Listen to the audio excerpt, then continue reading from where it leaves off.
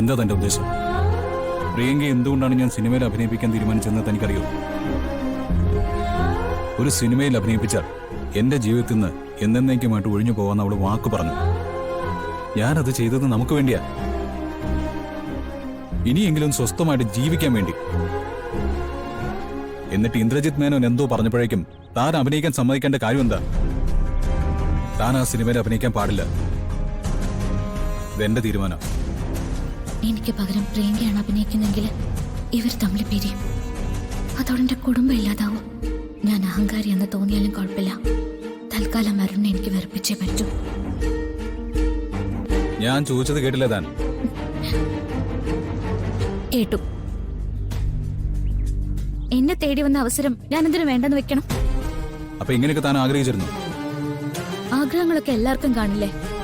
അത് ആരെങ്കിലും നെറ്റിയിൽ എഴുതി ഒട്ടിച്ച് നടക്കാറുണ്ടോ? ഇല്ല, ഞാനത് വിശ്വസിക്കില്ല.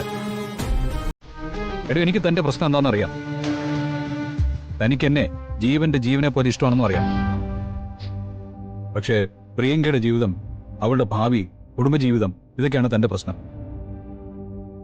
അതുകൊണ്ടാണ് പ്രിയങ്കയുടെ ഭാവി സുരക്ഷിതമാക്കിയിട്ട് നമ്മുടെ ജീവിതത്തിലേക്ക് കിടക്കാമെന്ന് ഞാൻ തീരുമാനിച്ചത്. എടോ, അല്പം സാവകാശം എനിക്ക് തന്നാ മതി. ബാക്കി കാര്യങ്ങൾ ഞാൻ എല്ലാവരോടും സംസാരിച്ച് തീരുമാനം ഉണ്ടാക്കിക്കോളാം. നാണമില്ല ഇങ്ങനൊക്കെ പറയാൻ? ആരോടാ ചെന്ന് സംസാരിക്കാൻ പോകുന്നത്? കണിമംഗലത്തോ? അതോ ആറ്റുശ്ശേരിയിലോ? അതോ നാട്ടുകാരട്ടോ? ഭാര്യയുടെ ചേച്ചിയെ വിവാഹം കഴിക്കണമെന്ന് പറഞ്ഞാല് ഇതിൽ ആരാ സമാധാനത്തോടെ കേട്ടു നിൽക്കുന്നത്? ആളുകൾ കളിയാക്കില്ലേ? കോവി വിളിക്കില്ലേ? ഞാൻ പറഞ്ഞു വരുന്നത്, വരണൊരു കാര്യം മനസ്സിലാക്കിക്കോ.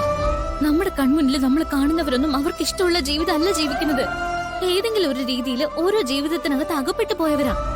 പിന്നെ സാഹചര്യത്തിന്റെ സമ്മർദ്ദം മൂലം അതിനകത്ത് തുടരേണ്ടി വന്നവരും. അതുപോലെയാ നമ്മളും. നമുക്കിടയിലുണ്ടായ ബന്ധം, പ്രിയയും വരുണുമായിട്ടുണ്ടായ ബന്ധം, ഇതൊക്കെ സാഹചര്യമാ. അത് മുന്നോട്ട് പോയേ പറ്റൂ.